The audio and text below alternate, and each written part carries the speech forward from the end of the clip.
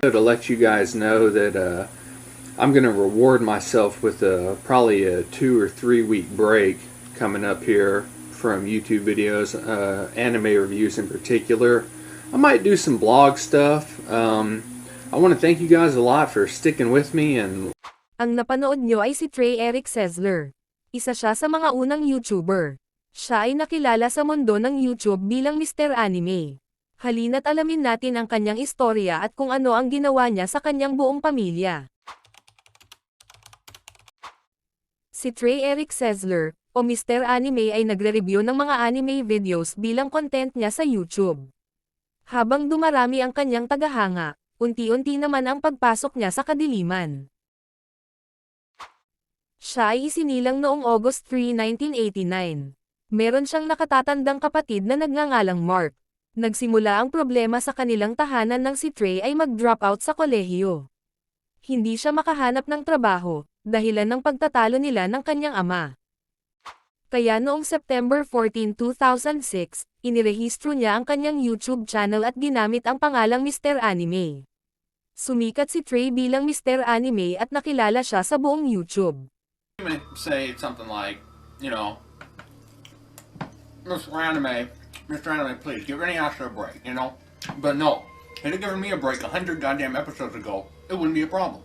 But the show keeps going, it's obnoxious, it gets annoying, Naruto never dies, in the movies he never dies, in the manga he's still not dead.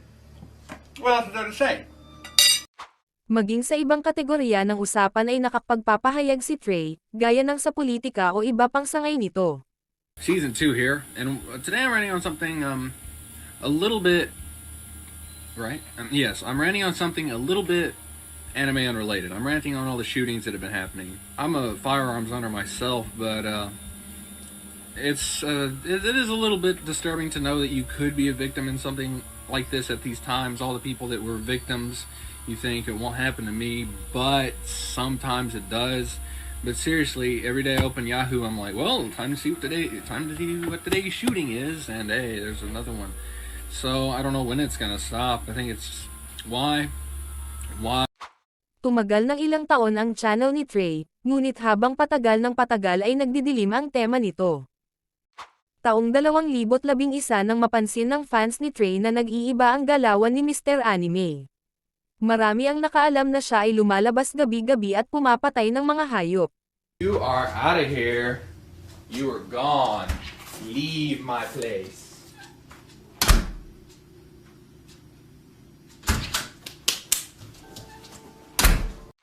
Bagay na ikinagalit ng kanyang kabaryo dahil isa-isang naglaho ang alaga ng mga ito. Ang addiction niya sa alak ay naging tanyag din sa panahong ito. Nag-upload si Trey ng video noong December 11, 2011 na may pamagat na, "Very Bad News." Please watch. Siya umano ay na-diagnose sa sakit na pneumothorax o isang sakit sa baga, na naging dahilan upang hindi siya makahinga at makatulog ng maayos. Di nagtagal, noong March 2012 ay in-upload niya ang pinakasikat niyang video na may pamagat na, "Mr. Anime is planning something."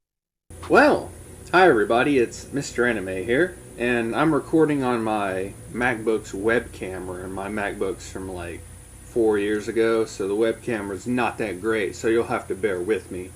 This is just an update video to let you guys know that I'm going to reward myself with probably a 2 or 3 week break coming up here from YouTube videos, anime reviews in particular. I might do some blog stuff. I want to thank you guys a lot for sticking with me and watching the channel. I got more subscribers than ever. I have more views than ever, and everything is going really good. So I'll probably be putting out some blog videos, like I said, and I hope you enjoy those blog videos. I hope you definitely enjoy those, and I'll see you with some blog videos. Thanks for watching my channel. Ilang linggo lang ang nakalipas, umaga noong March 20, 2012, tinawag niya ang kanyang ina sa kanilang garahe at nang makalapit ito ay binaril ni Trey ng 4 na beses sa dibdib, dahilan upang ang kanyang ina ay agad mawalan ng hininga. Pumasok si Trey sa bahay kung saan nandoon ang kanyang kapatid, binaril niya ito sa ulo ng 1 beses. Pagkatapos ay pumunta siya sa kwarto at binaril ng 2 beses ang kanyang ama sa ulo.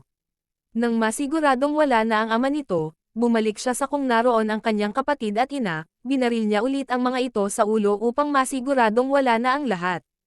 Isinunod niyang pagbabarilin ang buong bahay, at pinatay ang mga alaga nilang hayop. Saka ito tumakas sa lokasyon ng krimen. Agad namang tumawag ng pulis ang mga kapitbahay na nakarinig sa sunod-sunod na putok ng baril. Nang dumating ang mga pulis sa pinangyarihan ng krimen, nakita nila ang mensahe sa pinto na isinulat ni Trey. Ito ang kanyang sinabi, "I will never forgive myself, I didn't know why I did this. God, forgive me." Wala pang 24 na oras ay nahuli naman ng mga pulis si Trey sa pamamagitan ng isang manhunt operation. Nahuli siya sa bahay ng kanyang kaibigan. Si Trey ay na-charge sa 3 bilang ng kasong pagpatay. Nagtanong ang mga pulis kung ano ang motibo ni Trey sa krimen. Dito, nalaman nila ang orihinal na plano ni Trey. Ito ang kabuoang plano niya. Una, pagpatay ng mga hayop upang magiging hiyang sa pagpatay ng buhay ng may buhay, at para preparado na siya sa pagpatay ng tao. Pangalawa, patayin ang buong pamilya niya upang di nila masaksihan ang huli niyang plano. Pangatlo at panghuli, gumawa ng mass killing sa isang school nang di bababa sa 70 katao ang mamamatay. Ngunit hindi na niya nagawa ang panghuling plano dahil hindi niya kinaya ang naramdaman niya nang mapatay ang kanyang pamilya. Kaya nagpahuli na lang si Trey sa mga pulis dahil sa guilt na naramdaman niya galing sa pagpaslang sa mga ito. Nakulong si Trey ng panghabang buhay at walang parole. At dito nagtatapos ang ating storya. Kung may mga pananaw o opinyon kayo sa kwentong ito, ipahayag nyo lang sa comment section at huwag kalimutan mag-subscribe. Lagi pong tandaan, na ang channel na ito ay nagbabase lamang sa kung ano ang available online, ito ay pagbubuod lamang para sa mas direktang pamamahayag. Wala po kaming intensyon na siraan ang sino mang involved sa video na ito at hindi din kami nanghihimasok sa anumang investigasyon ng mga otoridad.